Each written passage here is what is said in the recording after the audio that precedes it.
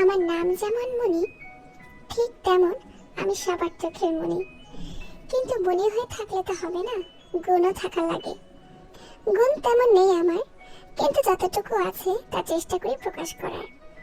বাবার বাড়িতেও যেমন টুকিটাকি কাজ করি, ঠিক শ্বশুর বাড়িতেও তাই করি, বসে কিনতে থাকি না। আসসালামু আলাইকুম, আমি মনির রহমান। আশা করি সবাই ভালো আছেন। আবারও নতুন একটা ভিডিও নিয়ে আমার চ্যানেলে হাজির হয়েছি। আমিও আল্লাহর রহমতে অনেক ভালো আছি। এই সকালের ওয়েদারটা 6টা কি 6:30টার মাঝখানে ওয়েদার, সময়টা ঠিক মনে নেই। হয়তো সকালে বৃষ্টি হয়েছিল, খুব সকালে। টিনের চালও ভেজা ছিল, অল্প অল্প পানিও ছিল দেখলাম। তো এই তো দূরে একটা বিল্ডিংয়ে কিছু কবুতর সারিবদ্ধভাবে বসে আছে। পাখি কিন্তু সবার আগে ওঠে, খুব ভালো লাগছিল দেখে, তাই আরেকটু জুম করে আপনাদেরকে দেখানোর চেষ্টা করছিলাম। আপনাদেরকে ওয়েদার দেখাতে দেখাতেই আমার বাচ্চা কিন্তু উঠে গিয়েছিল। তারপর আবার ওকে ঘুম পাড়িয়ে দিয়েছিলাম। ঠিক 9টা কি 9:30 সে আবার ঘুম থেকে উঠেছে। রুম পুরো অগোছালো, একটু পরেই গুছিয়ে ফেলবো। এখানে আমি দেখিয়ে দিচ্ছিলাম যে বাচ্চারা ঘুম থেকে উঠেই হাঁড়ি পাতিল নিয়ে খেলা স্টার্ট করে দিয়েছে। মাত্রই কিন্তু ঘুম থেকে উঠেছে আমার ছেলে। এই তো এটা হালকা মিষ্টি করে একটু মিষ্টি দই বানিয়েছি আমার ছেলের জন্য। কাল রাতে এভাবে আমি ঢেকে ঢুকে দিয়েছি। এটা সকালে ঘুম থেকে উঠে দেখছিলাম যে এটা হয়েছে কিনা বা পারফেক্ট ভাবে জমেছে কিনা। আলহামদুলিল্লাহ জমেছে। আর আচারটাও আমি এভাবে রেখে দিয়েছিলাম, এখনো বয়মে ঢুকানো হয়নি। বয়ম তো বেরো করিনি, করে ইনশাল্লাহ ঢুকাবো। আর রুমের হালতটা দেখিয়ে দিচ্ছিলাম। আমার ছেলে তো খুশি ঘুম থেকে উঠে। ওদের জন্য ভাবছি যে আমি খেলনা কিনে দেবো, হাঁড়ি পাতিল। তো এক চুটকিতে কিন্তু রুম গুছিয়ে ফেলেছি। আসলে এটা তো ম্যাজিক না, এটা এমনি। তো এখানে আমি দেখিয়ে দিচ্ছিলাম যে বাইরের ওয়েদারটাও কিরকম। তো রুমটা যতটুকু পেরেছি আমি গুছিয়েছি। বাচ্চা নিয়ে যা করার করি। এই তো একটু পরেই কিন্তু আবার অগোছালো করে দেবে। এই বোমের মধ্যে বিস্কিট রেখেছিলাম, এটা ধুতে দিতে হবে, না হলে কিন্তু রাখতে পারবো না। তো হেল্পিং হ্যান্ড চলে এসেছে, তার কাছেই দিয়ে দেবো ধোয়ার জন্য।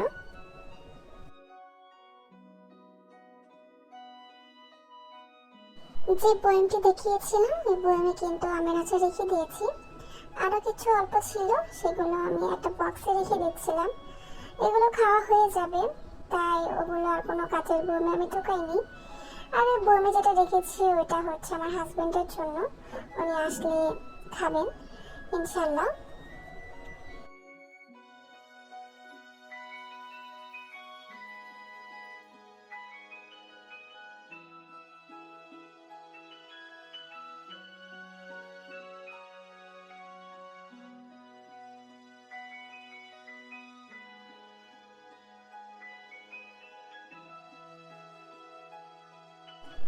এরপর আব্বুর জন্য জাম ভর্তা করবো। তো একটা বোতলের মধ্যে সবগুলো জাম আমি ঢুকিয়ে নিচ্ছি। এটাই কিন্তু আমার সবচেয়ে বড় বোকামি ছিল, কারণ অর্ধেকটা যদি ঢুকিয়ে নিতাম তাহলে ভালোভাবে ছাকালে হয়তো জামগুলো আধা ভাঙা হয়ে যেত। আমি সবগুলো ঢুকিয়েছি, যার কারণে জামগুলো ভাঙছিল না। খুব কষ্ট হয়েছিল, অনেক জোরে জোরে ছাকিয়েছি অনেকক্ষণ লাগিয়ে, কিন্তু কোনো লাভ হয়নি। তো এই যে চেষ্টা করছি জামগুলো বের করার, কিন্তু বের হবে কিভাবে, সবগুলো তো ভিতরে আসতেই আছে। তারপর অনেকক্ষণ চেষ্টা করার পর কিন্তু এই জামগুলো আমি বের করতে পেরেছি। তারপর আরেকজনের হাতে এই ফোনটা ধরিয়ে দিয়েছি যে একটু ধরো, আমি 2 হাত দিয়ে ঝাঁকিয়ে আমি এই জামগুলো বের করে নিই। তো অনেক কষ্ট করে কিন্তু এই জামগুলো বের করেছি। আর এদিক দিয়ে আমার ভাইয়ের ছেলে, ও আমি বের করবো কি তার আগেই ও এখান থেকে জাম খাচ্ছে। ও এটা টক প্রিয়, আমার বাবার মতোই ভালো টক খেতে পছন্দ করে। নাহলে এই বয়সের বাচ্চারা এরকম জাম কিন্তু অতটা খায় না। যেখানে তারা মিষ্টি ফল খেতে পছন্দ করে। এখনো যারা এই পর্যন্ত ভিডিও দেখে যাচ্ছেন, প্লিজ আমার ভিডিওটিতে একটা লাইক দিয়ে দিবেন। আপনাদের একটা লাইক আমার ভিডিওটি অনেকের কাছে পৌঁছে দিতে সাহায্য করবে। আর যদি খুব বেশি ভালো লেগে থাকে তাহলে আমার চ্যানেলটি সাবস্ক্রাইব করে দিন, এবং আমার ভিডিও আপলোড করার সাথে সাথে যদি নোটিফিকেশন পেতে চান তাহলে বেল আইকনটি ক্লিক করে অল অপশনটি অন করে দিবেন, যাতে করে আমার ভিডিও আপলোড করার সাথে সাথে আপনাদের কাছে নোটিফিকেশন চলে যায়। আর এই কাজগুলো যারা অলরেডি করে দিয়েছেন তাদেরকে অসংখ্য ধন্যবাদ। এই তো জাম সবগুলো বের করে ফেলেছি, এখন হাত দিয়ে কিন্তু আমার বাকি কাজগুলো করতে হচ্ছে। হাত দিয়ে কিন্তু জামগুলো আমি ভেঙে নিচ্ছি।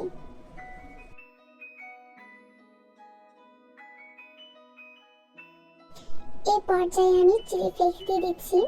যাদের কাছে এটা নেই তারা কিন্তু শুকনো মরিচ হালকা ভেজে এরকম গুঁড়ো করেও দিতে পারেন।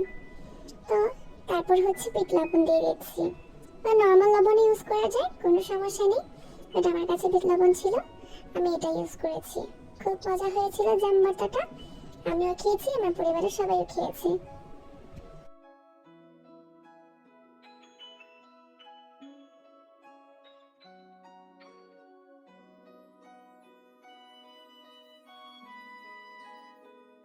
বাচ্চাদের সবকিছুই ধরতে হবে, কিছু করার নেই।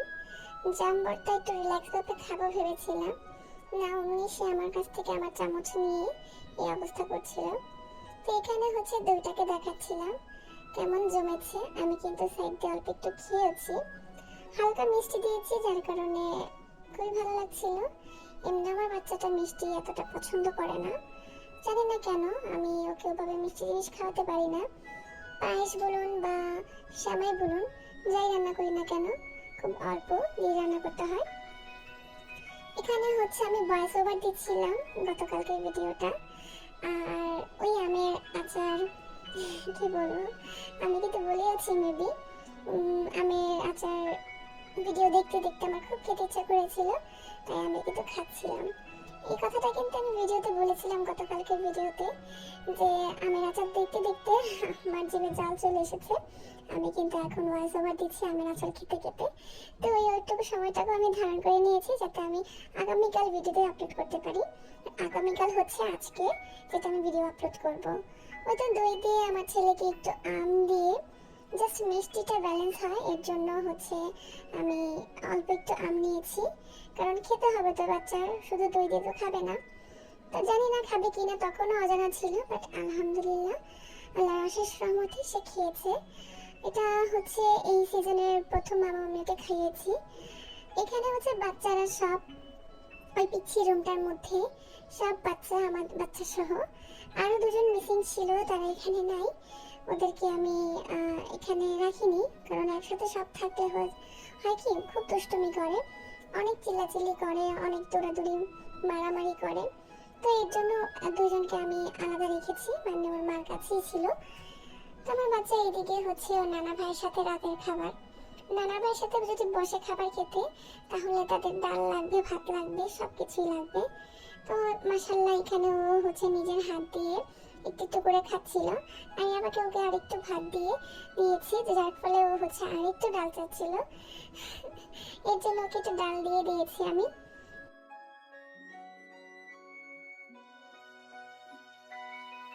শুনেছি বাচ্চারা যদি নিজ হাতে এক মুঠ খাবারও খায় তাহলে নাকি পেট খুব ভালো মতোই ভরে যায়। তাই রাতে ওকে এত আর জোর করিনি, আমি জাস্ট ওকে অল্প খাইয়ে ঘুম পাড়িয়ে দিয়েছি। আর ঘুম পাড়ানোর পর আম্মু যে গ্রামে গিয়েছে সেখানে যে কাপড়গুলো পরেছিল, গ্রামে কিন্তু আম্মু কাপড় ধুয়ে দেয় না, গোসল করে করে চেঞ্জ করে ফেলে। আসলে গ্রামের পানি এতটা পরিষ্কার না, তো আম্মু যেহেতু বেশিরভাগই সাদা জামা পরে, তো এগুলো সব আম্মু জমিয়ে নিয়ে আসে। তো একবারই সব ধুয়ে দিয়েছে, তো কয়েকটা শুকিয়েছে কয়েকটা শুকায়নি, ওই যে ওয়েদার এতটা ভালো ছিল না বলে। তো আমাকে যতটুকু দিয়েছে আমি ওগুলো হচ্ছে ঘুমানোর আগেই গুছিয়ে নিচ্ছিলাম, কারণ মায়েরই ছোটোখাটো কাজগুলো করে দিই আর কি, যাতে তার সুবিধা হয়। আপনারা বলতে পারেন যে আপনাদের দুটো ভাবি আছে, তাহলে তারা কেন করে না? আসলে ভাবি আছে বলে যে ভাবির করতে হবে এমন তো কোনো কথা নেই। কিছু কাজ নিজে দায়িত্বে করে নিতে হয়। শাশুড়ির সব কাজই যে করে দিতে হবে এমন তো কোনো কথা নেই। আমার মা বলেছে যদি আমি না পারি তখন তোমরা করিও, আমি নিজেই বলবো। আর যেটা আমি পারি মৃত্যুর আগ পর্যন্ত করে যাব। যতদিন পর্যন্ত আল্লাহ আমাকে হাঁটতে সক্ষম রাখবে, হাঁটা চলাফেরা, ততদিন পর্যন্ত নিজের কাজ নিজে করব। তোমরা যা পারো করো, কোনো ধরনের বাধা বিঘ্ন নেই। আমার মায়ের মতো মা হয়তো আমি আর কাউকে দেখিনি। যেমন মা তেমন কিন্তু আমার শাশুড়ি, আমার মা খুব খুব ভালো লাগে আমার মাকে। উনি শাশুড়ি হিসাবেও কিন্তু অনেক ভালো একজন মা। আমার খুব ভালো লাগে, কারণ দুটো বউ নিয়ে এখনকার যুগে কিন্তু কেউ ওভাবে একসাথে থাকতে পারে না। একটা বউ নিয়ে কিন্তু থাকতে পারে না। আমার মা সেখানে দুটো বউ নিয়ে আছে, আর আরেকটা বউ তো মানে ইনশাল্লাহ আসবে। ছোট ভাই আরেকটা আছে, তাকে যখন বিয়ে দেবো। আমার মায়ের ইচ্ছা সবাই একসাথে থাকবে, আর দোয়া করি মায়ের ইচ্ছাটা পূরণ হোক।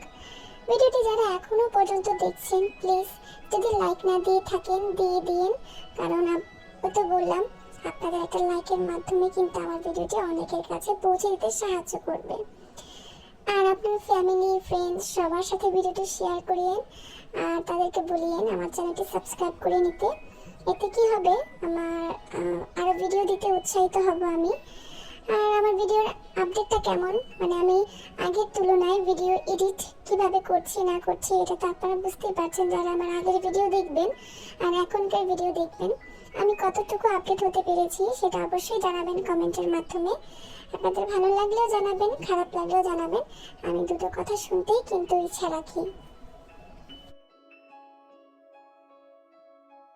আমি কিন্তু তেমন ভালো কাপড়ও গোছাতে পারি না, যতটুকু পারি করি।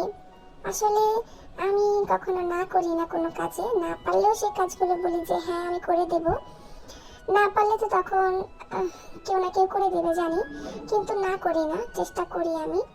আর এদিকে যেভাবে পাচ্ছি আমি কাপড়গুলো গুছিয়ে নিচ্ছি। সবগুলো কাপড় কিন্তু গুছাইনি, যেগুলো শুকিয়েছে ওগুলোই গুছিয়েছি। আরও কিছু কাপড় ছিল, ওগুলো আমি এভাবে রেখে দেবো। এই তো সবগুলো কাপড় গুছিয়ে নিয়েছি। কেমন হয়েছে গুছানো অবশ্যই জানাবেন আপনারা। আমি এভাবেই কাপড় গুছাই, প্রত্যেকটা 3 পিসের সেট একসাথে করেই কিন্তু গুছিয়ে রাখি। এগুলো আম্মুর তোলা কাপড়, এগুলো আম্মু রেখে দেবে, বেড়াতে গেলেই কিন্তু আম্মু এগুলো ব্যবহার করে।